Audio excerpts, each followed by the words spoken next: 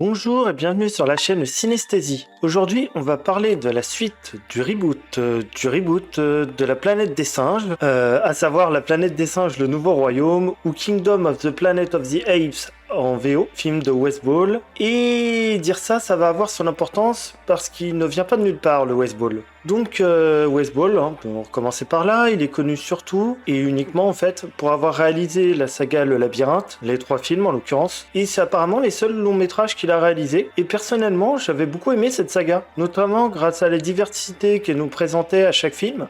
Chaque film avait vraiment une ambiance très différente, voire un style complètement différent, que ce soit en termes de paysage ou en termes de genre cinématographique. Le premier tenait plutôt du high concept SF, un peu artificiel à la Cube, etc. Le deuxième, il virait plus vers le survival horror et on avait un environnement très désertique. Le premier était très vert avec des gros cubes très artificiels. Et le dernier explorait davantage un univers dystopique avec son environnement de ville futuriste dans un monde post-apocalyptique. Donc en termes de thème exploré, on allait un peu à gauche, à droite, suivant les films, et ça donnait une assez grande diversité de ce que ce mec était capable de faire. Et donc il partait pas de rien, vu ce qu'il avait déjà traité en termes de post-apo, pour poursuivre la trilogie de la planète des singes, dont tous les films étaient déjà dingues, les 3 qui avaient déjà été réalisés, que ce soit en termes d'écriture ou en termes de réalisation. Donc malgré son bagage, West Ball avait quand même du boulot pour poursuivre cette saga qui s'était quand même finie avec brio avec la planète des singes suprématie. Ce 4e volet, il nous place quelques siècles après l'histoire de César, donc le héros commun aux 3 premiers films, et nous rappelle vite fait ce qui s'est passé lors de la trilogie originale. Donc quand je dis trilogie originale, c'est les films des années 2010, qu'il y a eu un virus qui a donné la parole à certains singes et qui a plus ou moins causé l'extinction de l'humanité, ou en tout cas sa régression à un état sauvage, et que suite à ça, le monde a évolué. Et on va suivre donc des nouveaux personnages dans un monde qui a bien changé. La civilisation humaine telle qu'on la connaît, elle a disparu. Et les singes qu'on avait laissés à la fin du 3e volet, qui étaient un petit clan au final, puisque c'était en fait ceux du premier film, plus quelques-uns qui étaient nés entre-temps. Ces singes ont eu le temps, en quelques générations, de s'étendre et se répartissent désormais en de multiples tribus ou clans. Chacun en fait a établi sa culture en connaissant plus ou moins ce qui s'est passé vis-à-vis des humains et plus ou moins l'existence de César, dont ils vont interpréter d'une manière ou d'une autre le message qu'il avait prôné son vivant. Donc on est plongé en fait dans ce monde-là. Et dans cet état-là, les humains, eux, de leur côté, suite à la prolifération du virus de la première trilogie, perdus pour l'extrême majorité l'usage de la parole ainsi qu'une partie de leur intelligence, ils ont évolué un peu à la manière de troupeaux, comme vous pouvez le voir dans les films originaux. Donc cette fois ceux des années 60 et plus particulièrement le premier. On voyait effectivement des humains évoluer un peu à la manière d'animaux en troupeau et sans usage de la parole, puisqu'il avait perdu. Et dans ce contexte, on va suivre un singe, donc Noah, qui vit dans une tribu relativement reculée, ayant pour sa part complètement oublié l'histoire de César et même son existence, et s'étant focalisé sur la communication avec la nature et notamment l'élevage des aigles, puisqu'ils ont pas mal de rites liés au fait d'élever un aigle à partir du moment où il est œuf. En fait, ils vont voler des œufs dans des nids d'aigles, dont ils vont toujours laisser un seul œuf d'ailleurs pour permettre le renouvellement des générations. Œuf dont ils vont s'occuper, et vu qu'ils s'occupent de cet œuf à partir de la naissance, en fait, ça leur permet d'élever des aigles. Et c'est comme ça qu'ils rapportent de la nourriture, etc. Donc, cette tribu vit assez reculée par rapport aux mœurs et coutumes des autres clans de singes qui ont évolué de manière indépendante. Et cette tribu va être un peu ramenée à une réalité plus grande lorsqu'elle va se faire attaquer par Proximus, un singe particulièrement belliqueux qui se revendique du César originel et qui kidnappe des clans de singes pour réaliser ses projets. Et n'hésite pas éventuellement à exterminer certains clans qui seraient moins prompts à l'aider dans sa tâche ou tout simplement complètement opposés à son projet. Ça, c'est le point de départ du film. Déjà, ce qu'on peut en dire, c'est que visuellement, c'est toujours aussi somptueux. Certes, on n'a plus Andy Serkis devant la caméra, qui était quand même un énorme point positif dans son rôle de César, il était juste incroyable. Mais il est crédité, il me semble, sur une partie de la technique. Il a quand même conseillé, etc., sur les techniques de performance capture, etc. Et ça se voit parce que les acteurs et actrices qui sont à l'écran, ils ont fait un travail exceptionnel. On y croit totalement, en fait. Je trouve ça toujours fou. Et au bout de 4 films, on y croit toujours autant. Il n'y a aucun moment où on se dit non, là, j'y crois pas. Alors on sait que c'est des gens, on sait que c'est des gens qui escaladent, etc. Mais c'est fou visuellement. On profite pour dire que contrairement à ce que certains articles pensent prôner comme étant une vérité, qu'on n'aurait pas de nouveautés visuelles et que du coup le film sera ennuyeux comparé aux 3 premiers, c'est faux. C'est du mensonge. Ou alors ils ont pas vu le film. Mais j'aimerais rappeler un truc. Le seul film avant celui-là qui a montré de la performance capture dans de l'eau, c'est Avatar 2. Et Avatar 2, il présentait ça dans des conditions de nage assez fluides, dans des environnements assez larges, qui permettaient de faire à peu près ce qu'on voulait. Là, il présente ça dans des environnements exigus. Et il y a certaines scènes, c'est honnêtement la première fois que je vois ça dans un film. Je ne crois pas me tromper en disant ça. Notamment certaines scènes de performance capture dans la flotte, qui sont incroyables. C'est quand même fou que certaines personnes passent complètement à côté alors que c'est non négligeable dans le film quand même. Sans compter que cette fois, en plus, on va voir évoluer du coup ces singes dans des environnements particulièrement grands, notamment des ruines humaines assez imposantes. Et ça a son importance étant donné que dans la trilogie d'origine, il n'y avait pas trop ça vite fait dans Suprématie, mais pas trop. On s'attardait plutôt sur des gros plans justement pour valoriser la technique et valoriser l'intimité puisqu'on avait un personnage principal qui était un personnage fort en fin de compte qu'on avait suivi pendant toute une trilogie. Donc c'était normal. Là, on va avoir des environnements beaucoup plus larges parce que le personnage principal est principalement un outil en fait qui va nous permettre de plonger dans cet univers post-apocalyptique. C'est une autre vision et elle a aussi son importance puisque ça permet de donner de l'épaisseur à tout l'univers que l'on ne connaît plus. Puisque l'univers des 3 premiers films, c'était en fait notre monde qui s'éteignait peu à peu, mais ça restait notre monde au final, avec l'être humain au centre. On n'avait pas ce travail-là pour s'approprier l'univers en fait, on le connaissait déjà. Là, on doit se réapproprier tout un univers, puisqu'il s'est passé des siècles depuis le film d'avant en plus, donc on doit à la fois se réapproprier visuellement l'univers, que l'on ne connaît pas, et en plus se réapproprier l'univers du film, que l'on ne connaît plus, puisqu'il s'est passé plusieurs siècles. Donc on doit créer un univers, on doit créer des cultures, on doit créer un passé, et on doit créer un environnement dans lequel tout ça a évolué, et dans lequel tout ça va évoluer au cours du film. Et ça, c'est beaucoup plus compliqué qu'on le pense. Et je tiens à dire que pour une fois, puisqu'on en est à parler de créer un univers, on n'a pas du tout le symptôme Rebel Moon, à savoir qu'on nous dit pas tout et qu'on comprend rien, etc.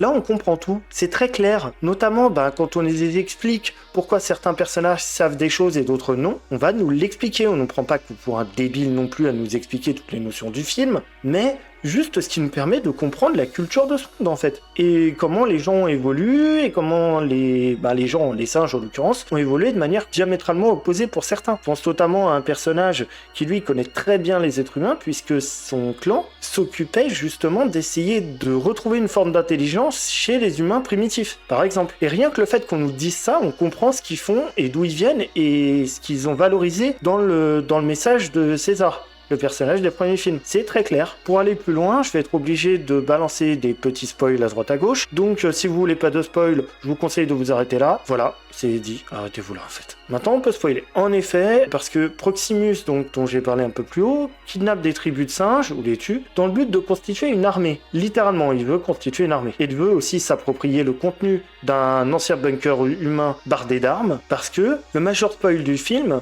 c'est que les humains normaux, ils ont en partie survécu et pourraient potentiellement guérir les autres du virus qui les a réduits à l'état sauvage. Et la peur de Proximus est de voir ces humains, de fait guéris, à nouveau dominer les singes et dominer la planète. Et du coup, il y a entre autres un conseiller humain qui a sa cause, qui lui lit des livres humains qui parlent de l'histoire humaine, notamment, qui est hyper intéressant de son point de vue, et notamment concernant l'Empire romain. Donc chute, conquête, etc.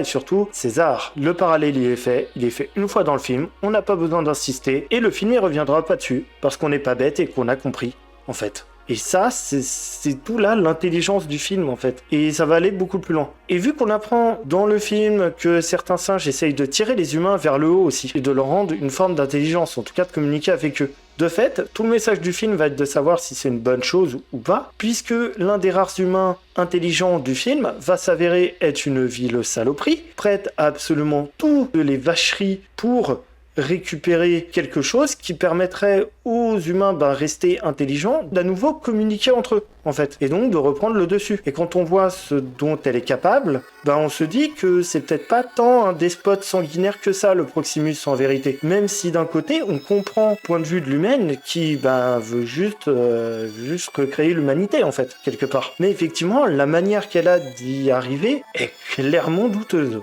Et c'est d'ailleurs un point très très sombre du film, je trouve, et assez inhabituel dans un blockbuster. Parce que un des rares personnages humains n'est pas fiable. Et on nous présente pendant une bonne partie du film comme étant une personne fiable. De ce fait, cette opposition entre cette humaine et Proximus fait qu'on va avoir des personnages assez gris et ambigus. Même Proximus, au final, il est pas si fou quand on sait ce qu'il sait. Son seul problème, c'est plus la manière dont il récupère des singes qui est un peu hardcore, puisque des fois il va massacrer des clans entiers, mais au final, son point de vue se comprend quelque part. Parce que c'est clairement la survie de ton espèce qui est en jeu. Si les humains reprennent le contrôle de la Terre, ils seront tous exterminés, ils le savent très bien. Au final, ce film, c'était sûr, mais c'est une réussite, sur tous les plans. Je suis pas du tout surpris, et ça fait du bien dans ce domaine, surtout les blockbusters. Parce que franchement, j'ai pas été si hypé que ça par les blockbusters depuis le début de l'année. Le seul reproche que j'aurai à faire, c'est de savoir comment est-ce qu'ils vont bien pouvoir faire une suite à ce truc, si suite il y a, parce que ça va être très compliqué sans singer un éternel conflit entre humains et singes, justement, qui serait pas très intéressant. Donc je suis très curieux de savoir comment est-ce qu'ils vont s'y prendre.